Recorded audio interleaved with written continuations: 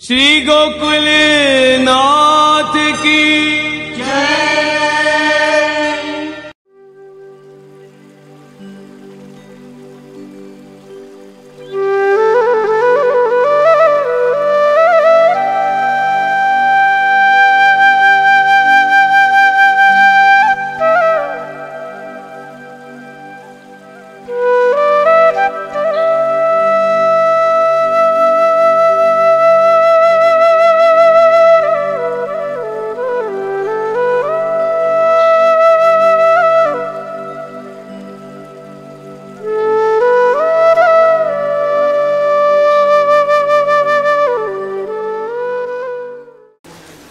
कल दोषण की सारी बात अपन देख गए। सहजादेश कालोत्था लोकवेद निरूपिता संयोगजा स्पर्शजाश्च न मंतव्या कथंचन। ये पांचों दोष सहज, देश, काल, स्पर्श, संयोग, ये लोक और वेद दोनों में निरूपित हैं और ये ब्रह्म संबंध के पश्चात वो दोष मानने नहीं चाहिए। दोष मानने नहीं चाहिए यानी दोषण को निवारण हो गया। निवारण होने को तात्पर्य यहाँ ये है कि स्वरूपतः तो वो विद्यमान है, स्वरूपतः होने के बावजूद वो सेवा में प्रतिबंधक रूप से नहीं सिद्ध होंगे, प्रतिबंध रूप नहीं बनेंगे सेवा में। यही विषय में दादाजी की एक भिन्न दृष्टि रही है ये दोषण को देखने की, तो वो भी मैं थोड़ा यहाँ पे आज वो थोड़ा चलाना चाह रहे हैं। पुरुषोत्तम जी ने एक भिन्न दृष्टि से इन्हें दोषण के स्वरूप को समझाया है। दादाजी क्या ढंग से समझा रहे हैं वाकु भी एक झलक अपन जरा देख रहे हैं। यहाँ पंचविधत्व में वो गणयंती, अब जो दोष हैं वो उनकी पंचविध रूपता बता रहे हैं। देहेन सहैव जायन्ते सहजा, जो देह के साथ उत्पन्न होते हुए उनको सहज दोष मानने चाहिए। जब आपको अपन ने कल कंजेनिटल देखे थे कि कुछ जो अपने जन्मजात जो होना, तो देहेन सहैव जायन्ते, जो देह के साथ ही उत्पन्न हो रहे हैं। कुछ दोष ऐसे हैं जो देह के साथ जन्म के साथ अपन को लगे हुए हो, उनको सहज कहो गए। क्यों?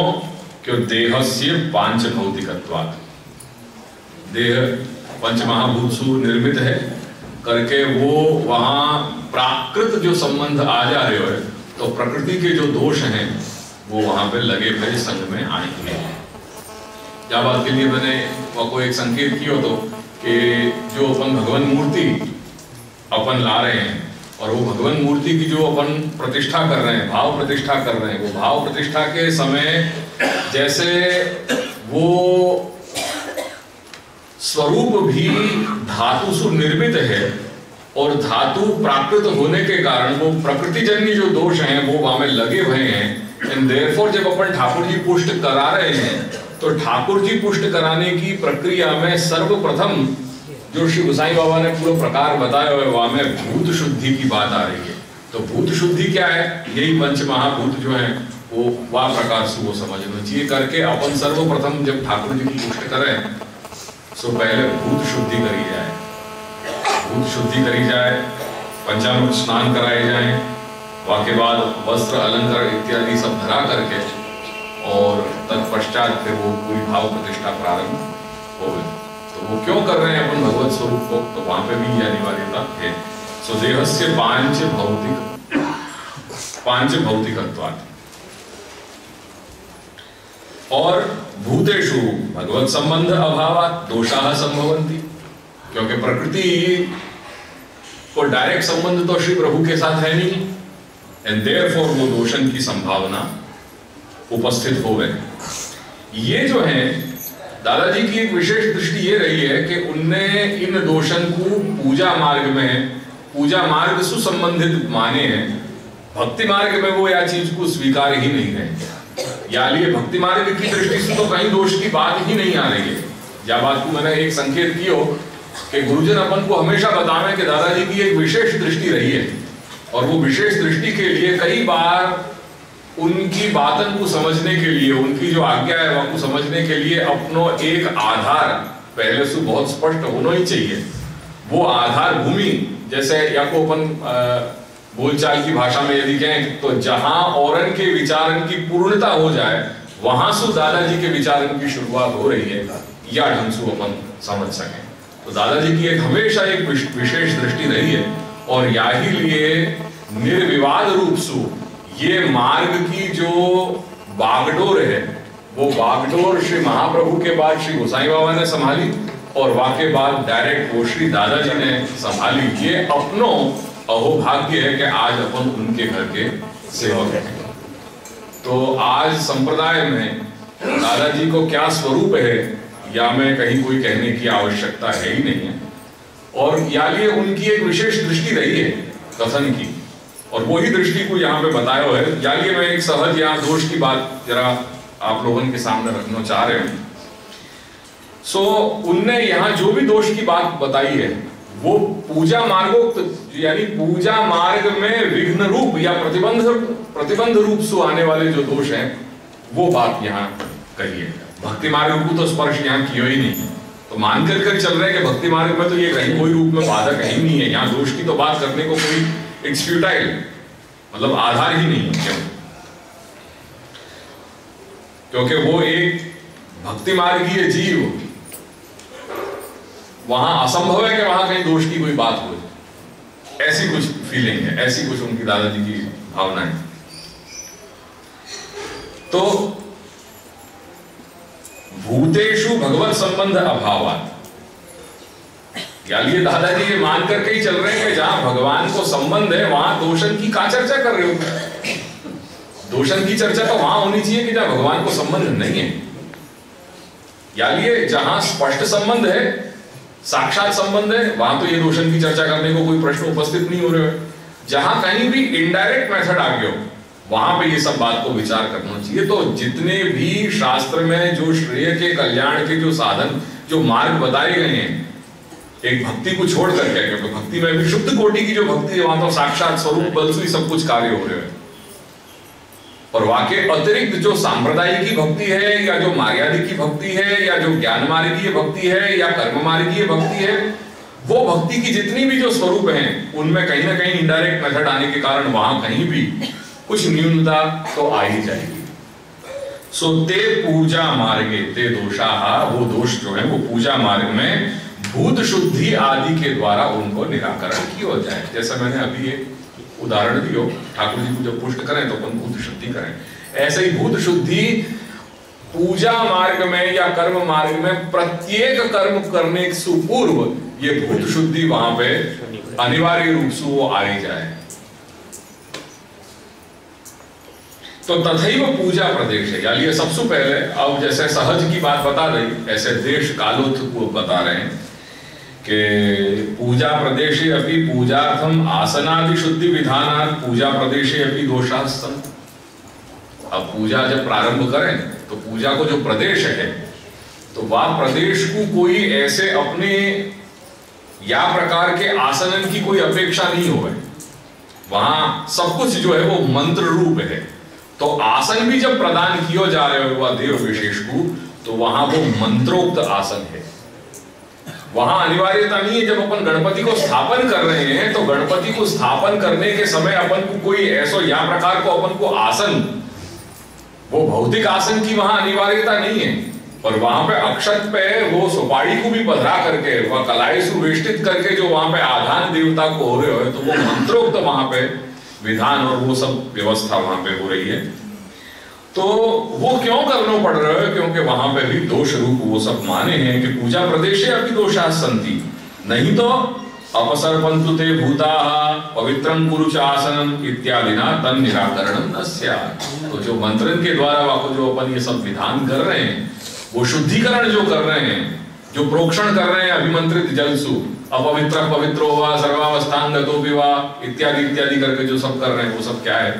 ये सब पवित्रीकरण ही है।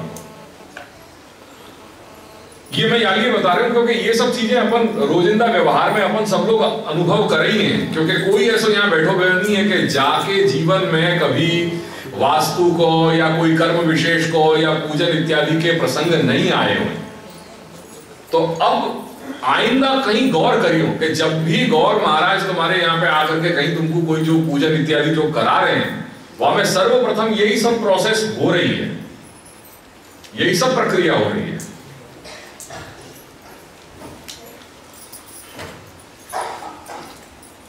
तद्वत काले भी, जैसे यहां देश के दोषन को निवारण किए जा रहे हैं, ऐसे काल को भी जो है वो निवारण, कालकृत जो दोष है करके शास्त्र में कुछ कर्म ऐसे बताए हैं कि जिनको काल जो है वो निर्दिष्ट है कि वो वही काल में हो जाने चाहिए। अगर वहां काल रूप हो जा रहे हो तो कहीं ना कहीं वो बाध रूप है, वो दोष रूप है। तो तद्वत काले अभी प्रातः होमं च कृत्वा एव कृत्वा वा ब्रह्मयज्ञकं यद्वा माध्याह्निकं कृत्वा पूजयेत् पुरुषोत्तमम्।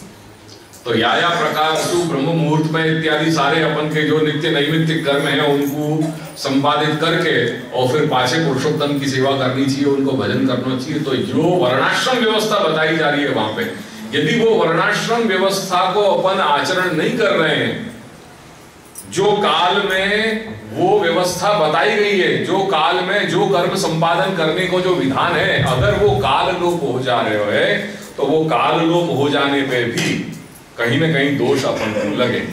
ये बात और है कि भगवत सेवा की प्रमुखता जानते हुए अपन भगवत सेवा की अनिवार्यता, बाकी मुख्यता जानते हुए कहीं अपन को एडजस्ट करना पड़े, वो बात एक अलग है। क्योंकि अपने लिए वैष्णव है अपन, भगवत सेवा ही अपना सबसे बड़ा कर्तव्य है करके भगवत सेवा में कहीं काल को क्षय या काल रूप या और वो नहीं हो जाए, क्योंकि वो भगवत अपराध बन सके सेवक की दृष्टि से, तो वो अपने लिए पहले विचार रही है। और वो मानते भाई अगर अपन और वस्तु उनको गौण मान ले रहे हैं, पूजा इत्यादि या कर्म की जो व्यवस्था शास्त्र ने बताई है वाकू अपन गौण मानते हो तो हमें कहीं कोई दिक्कत नहीं है। साथ में एक और संकेत करना चाहूं यहाँ पे कि देखो वर्णाश्रम की व्यवस्था हर एक पे लागू है। आज अपन नहीं कर पा रहे हैं वो बात एक अलग है, पर श्री महाप्रभु ने ये स्पष्ट बात कही है निबंध में। निबंध में श्री महाप्रभु स्पष्ट कह रहे हैं कि स्वधर्माचरणम शक्त्या विधर्माच निवर्तनम इंद्रियाश्व विनिग्रह सर्वथा न त्यजेत त्रयम्। आज्ञा कर रहे हैं कि ये तीन बातों को अपने जीवन में कभी त्याग मत करियो। यानी को क्या, एक तो स्वधर्माचरणम शक्त्या, वो शक्ति पद जो है वो सर्वत्र अन्वित, तीनों में ही वो अन्वित हो। तो शक्ति अनुसार कभी भी अपने स्वधर्म को आचरण जो भी करो, अपने स्वधर्म को आचरण छोड़ियो मत, पर अपने शक्ति अनुसार अपने स्वधर्म को आचरण करियो। शक्ति अनुसार जैसे भी बने, विधर्म जो है, जो अपनो धर्म नहीं है, जो पर धर्म है, वासु बचियो। और जो इंद्रिय को यहाँ अश्व की संज्ञा दी है, उपमा दी है। तो इंद्रिय कैसे, अश्व जैसे शीघ्रगामी हो गए, ऐसे अपनी इंद्रिय भी ऐसी है कि वो त्वरित जो है वो संसारोन्मुखी हो गए, वहां में जरा भी देर नहीं लगे। तो वो कह रहे हैं कि इंद्रियाश्व विनिग्रह, उनको विशेष रूप से निग्रह करके उनको अपने अपने स्थान पे माने कि भगवदोन्मुखी उनको बनाने को प्रयास करियो। सर्वथा न त्यजेत त्रयम्, ये तीन बातन को त्याग कभी मत करियो, ऐसा आदेश अपन को श्री महाप्रभु दे रहे हैं। और यही के संदर्भ में आगे कह रहे हैं कि जो वर्णाश्रम धर्म है उनको भक्ति मार्ग के अंग रूप उनको निर्वाह करना अनिवार्य है। वर्णाश्रम व्यवस्था को ऐसा नहीं है कि अपन बस जो है वो कपड़ा बांध के, पोटला बांध करके अपन रख दें बाबू मालिया में, ये बात नहीं है। वर्णाश्रम व्यवस्था तो आचरण करनी ही है, पर अंग रूप, अंगी मुख्य होवे, अंग गौण होवे, वाको भाग होवे। तो अपने लिए अंगी जो है वो सेवा है और अंग जो है वर्णाश्रम व्यवस्था है। तो जो जो अपनो वर्ण है, जो जो अपनी आश्रम व्यवस्था को अपन निर्वाह कर रहे हैं, वाकु भक्ति मार्ग के अंग रूप हो करके यथाशक्ति यथा सामर्थ्य वाको निर्वाह करते हुए भगवत सेवा की प्रमुखता माननी चाहिए। ठीक है, तो ये वर्णाश्रम व्यवस्था की बात आई। करके कुछ कर्म ऐसे हैं जो अपन को नित्य रूप से प्राप्त है, चाहे अपन माने या ना माने, पर वो करने ही है। अगर वो नहीं कर रहे हैं तो वो कहीं ना कहीं अपन को बाधक रूप हो रहे हैं, वो दोषावह हैं अपने लिए। या लिए नित्य कर्म, नैमित्तिक कर्म, काम्य कर्म। सो ये कर्म जो व्यवस्था अपन को प्राप्त हो रही है तत्त अनुसार करते हुए आगे बढ़ना है। वो यहाँ पे अगर उन कर्मन में कालक्षेप हो जा रहे हो या काल लोप हो जा रहे हो तो वो भी कहीं अपन के लिए बाधक हो सके, वो यहाँ श्री दादाजी आज्ञा कर रहे हैं कि पूजायाम नियत काल विधानात्, जो पूजा करने को जो काल नियत कर दियो है, निश्चित है, एक समय निर्धारित कर दियो कि ये यज्ञ या ये कर्म या ये पूजा या समय पे ही होगी, सो नियत काल विधानात् तद अतिरिक्त काल पूजा करनी। वासु अतिरिक्त यदि अगर अपन वो करना वो विधान करने जाएंगे तो काल दोषो अपनी संभवती, काल दोष भी हो सके। अतः उत्तम देश कालोत्थ, तो ये जो है वो देशोत्थ और कालोत्थ दोषण की बात बताई। या प्रकार सु एवं देश कालोत्थान निरूप्य, या प्रकार सु देशोत्थ और कालोत्थ जो दोष है उनको निरूपण करके अब लोक वेदोत्थान आहु लोक वेद निरूपिता इत्यादि। अब यहाँ लोक निरूपित कह रहे हैं, पूजादिना ब्रह्मलोकम इति वचनात् पूजा प्राप्य ब्रह्मलोके भी आ ब्रह्म भुवनान् लोकाः पुनरावर्तिनोर्जुन इति वचनात् पुनरावृत्ति रूपो दोषः तत्रापि निरूपितः। तो लोक निरूपित क्या है?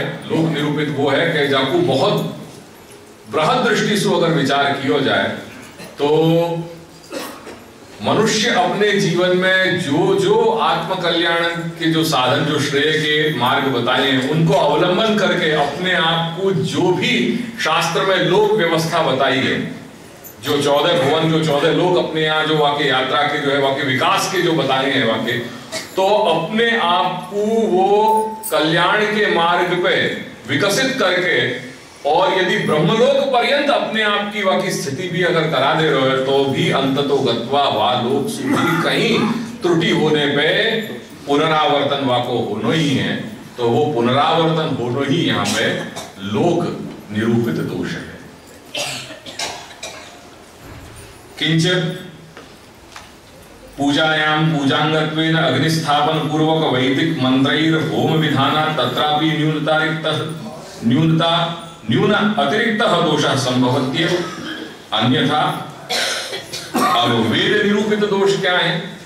तो वह कह रहे हैं कि अन्यथा यस्य स्मृत्या च नामोक्त्या इत्यादि प्रार्थना न स्यात्। जब पूजा कर रहे हैं तो पूजा के विधान में जब पूजा या कर्म जब पूर्णता को प्राप्त हुए तो वहां में कहीं कुछ मनुष्य बुद्धिवशात कहीं त्रुटि या कहीं न्यूनता संभव है, तो वहां को हर कर्म के अंत में न्यूनता को परिहार किया जाए। यस्य स्मृत्या च नामोक्त्या तपोयज्ञ क्रिया ऋषियो न्यूनम संपूर्णतां यानि सत्यो वन्दितम् अच्युतम् मंत्रहीनम क्रियाहीनम भक्तिहीनम जनार्दन यत्कृतं मया देव परिपूर्णम तदस्तु में आदि आदि ऐसे श्लोकन को उच्चारण करके और जो कुछ भी अपन सु त्रुटि भई होए वह को विज्ञापन अपन करें। यही प्रकार की भावना अपने यहाँ भी सेवा में करी जाए कि अपन जब विज्ञप्ति करें तो विज्ञप्ति करने में भी अपन की कहीं यही भावना है कि अगर अपने से कुछ कहीं कोई त्रुटि हो गई हो तो हे प्रभु वह को आप क्षमा करिए। ये बात आगे कही जाएगी विज्ञप्ति को, जब जहाँ विज्ञापन को समर्पण को जो प्रसंग आएगा आगे चल के वहां में ये बातन को भी उल्लेख किया जाएगा। एवं लोक वेदोत्थान निरूप्य संयोगजान निरूपयन्ति संयोगज पूजायाम अभिषेकाद्यर्थम मंत्रादि संस्कृत शंखादि जलेषु असंस्कृत जलादि संयोगे संयोगजो दोषो भवति। जब पूजा करने अपन बैठे तो वो पूजा या कर्म में जो कुछ भी साधन संभार अपन एकत्रित करें उन सबको अभिमंत्रित जलसु को प्रोक्षण करके वाकु वा प्रकार की वाकी आध्यात्मिकता योग्यता आध्यात्मिक योग्यता वाकी संपादित करी जाए, वाकु संपन्न की हो जाए। और वहां में यदि कहीं कोई अनभिमंत्रित असंस्कृत कोई भी पदार्थ को यदि वो संयोग हो जाए तो फिर वो काम नहीं लगे है, वो वहां में दोष वहां में संसर्ग हो जाए करके वो चीज जो है वाकु अपने यहाँ पे पूजा के प्रसंग में संयोगज दोष माने गए हैं। ये बात अपन सेवा में भी देख रहे हैं। सेवा में भी अपन जब सेवा अपन अपरस करके श्री प्रभु की सेवा कर रहे हैं तब कहीं कुछ शुद्धि को अपन आचार विचार को ध्यान रखते हुए स्पर्शास्पर्श को अपन विवेक रखेंगे। तो वो बात तथैव आसादित पात्रादि पदार्थानां पुष्पगंधादीनां तेषां स्त्री शूद्रादि स्पर्शे अपि स्पर्श दोषो भवति। अब स्त्री शूद्र आदि को स्पर्श भाव रूप में भगवत सेवा में तो कहीं बाधक नहीं है, क्योंकि स्त्री शूद्र आदि उद्धृति क्षमा श्री महाप्रभु कैसे हैं? स्त्री शूद्र आदि उद्धृति क्षमा है। करके उनने तो सबन को स्वीकार कर लियो, पर पूजा मार्ग में कहीं अपनी लिमिटेशंस तो आ ही जा रही हैं। एंड देयरफॉर वो जो बात है कि तथैव आसादित पात्रादि पदार्थानाम, जो कुछ भी पूजा के लिए कर्म के लिए जो पात्र पूजा के इत्यादि को जो इकट्ठा किया गया है, वो पुष्प गंधादि नाम तेषाम स्त्री शूद्रादि स्पर्शे अपनी स्पर्श दोषो भवति, करके उनके स्त्री शूद्र आदि के स्पर्श होने पे वो जो आसादित पदार्थ हैं, जो इकट्ठे किए गए हैं पदार्थ पूजा के लिए, उनमें कहीं स्पर्श दोष आ जा रहे। चकाराद अन्य भी नैवेद्य आदि शु आपी आगंतुका दृष्टियादि दोषाः उक्ताः, कुछ दृष्टि इत्यादि के दोष माने, जो भी अपने यहाँ अपन देखें करके कोई भी भगवत सामग्री वगैरह अपन नैवेद्य इत्यादि जब श्री प्रभु को अर्पण करें, सामग्री अपन लाभ है तो हमेशा अपन ये रखें कि कोर्ट में हो गए। और पहले तो एक कोड लैंग्वेज भी थी, अब तो धीरे धीरे वो कोड लैंग्वेज भी जो है वो अपन, क्योंकि अब वो व्यवहार रहे नहीं अपने वह प्रकार के, तो वो भी अपन सो नहीं रह रही है, वो भी लुप्त होती चली जा रही है। यानी कुछ कुछ सामग्री के जो है वो आंकड़े की जो करके कहते या दवा की ये करके कहते, डायरेक्ट नाम को उल्लेख नहीं करते। तो ऐसी एक कोड लैंग्वेज भी अपनी मार्ग की थी, वो भी अब धीरे धीरे जो है वो लुप्त होती चली जा रही है। तवा की नामे रोटी और काकड़े की माने जलेबी, और वो ऐसे कुछ कोड लैंग्वेज आते हो, तो वो उन लैंग्वेज वो भी अब भाषा धीरे धीरे लुप्त हो रही है। तो वो एक भावना होती वास्तव में लोगों की कि कहीं भी कोई भी रूप में अपन चूंकि सदोष हैं और ब्रह्म निर्दोष है, तो कहीं अपनी सेवक दृष्टिया अपनी मर्यादा को अपन कहीं उल्लंघन न कर बैठे, वो एक बड़ी उत्तम भावना आती।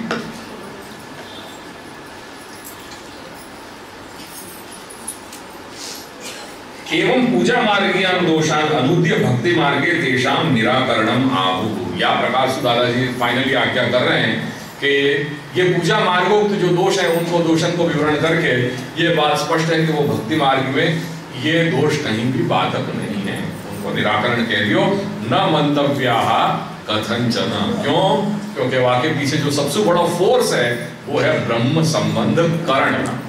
करण से क्या तात्पर्य आयो? आत्मसमर्पण को प्रकार, वहां तक जो बात संपादित हो गई है करके दोषण की कोई बात यहाँ पे लागू नहीं होगी। ब्रह्म संबंध करने से जीव के दोष दूर होंगे। दोष दूर होंगे माने सेवा में प्रतिबंधक नहीं बनेंगे।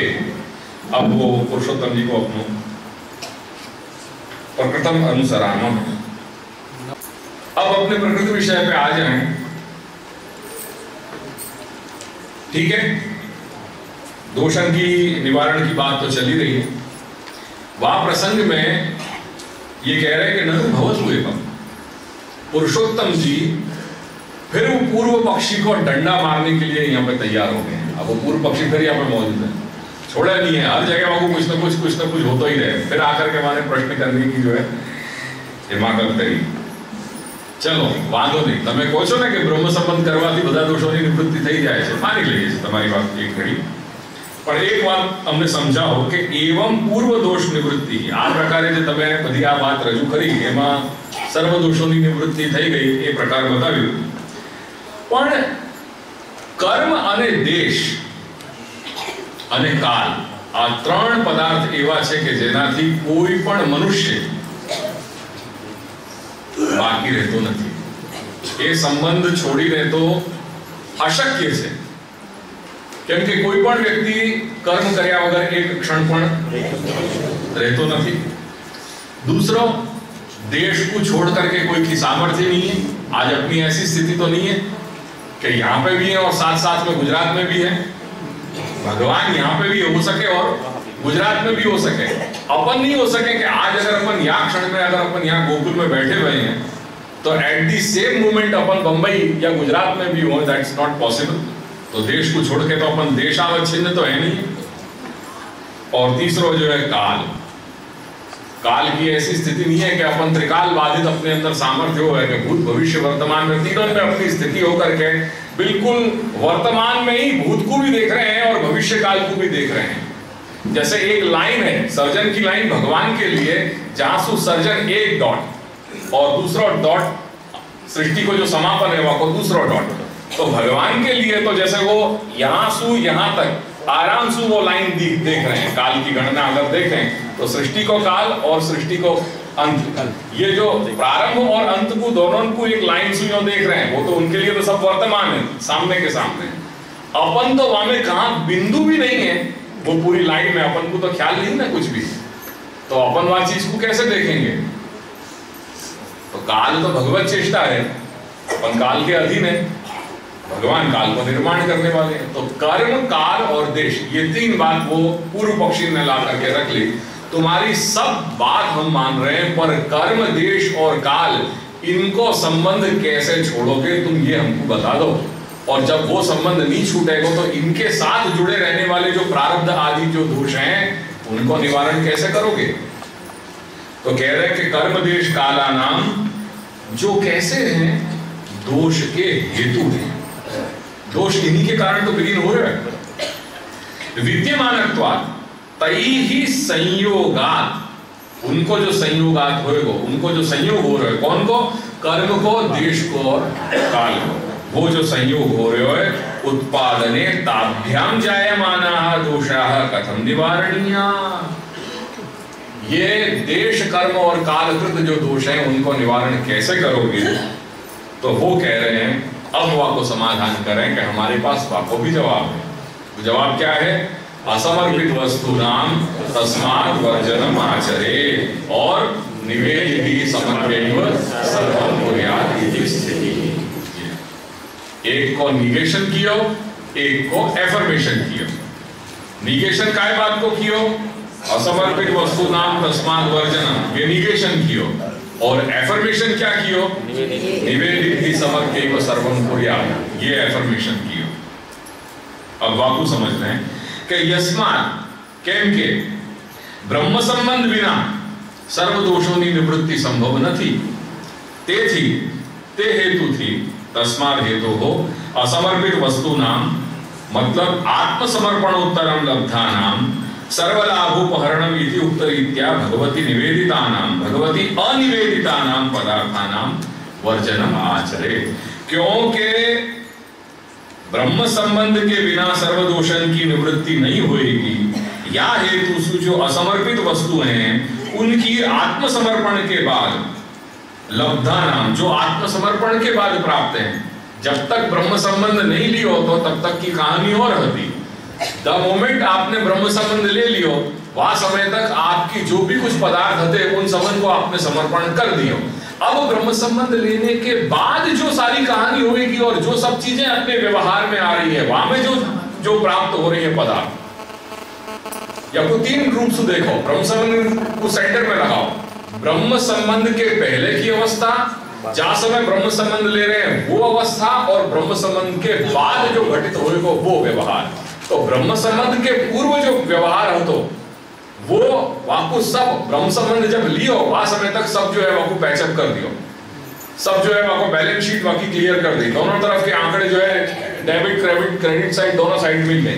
अब वाके बाद जो हो रहे हो लब्धाना, ब्रह्म आत्म समर्पण के बाद जो भी अपने व्यवहार में पदार्थ आ रहे हैं, अहंतास्पद या ममतास्पद अपने लौकिक व्यवहार में जो है, अलौकिक व्यवहार में, वो लब्धा नाम, वो तो अब तक किए नहीं है। तो भगवती अनिवेदिता नाम, वो कैसे?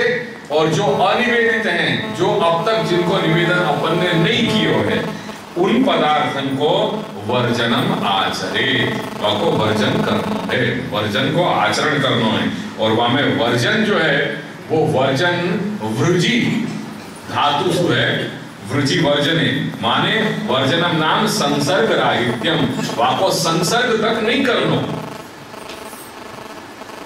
संसर्ग राहित्यम तत्कुर्यात्, यानी आत्मनिवेदन करने के बाद, समर्पण करने के बाद जो पदार्थन को भगवान को निवेदन नहीं किया है अपन ने, उनके साथ संबंध नहीं रखनो, उनको संसर्ग नहीं करना। सीधी सीधी बात, ठीक है।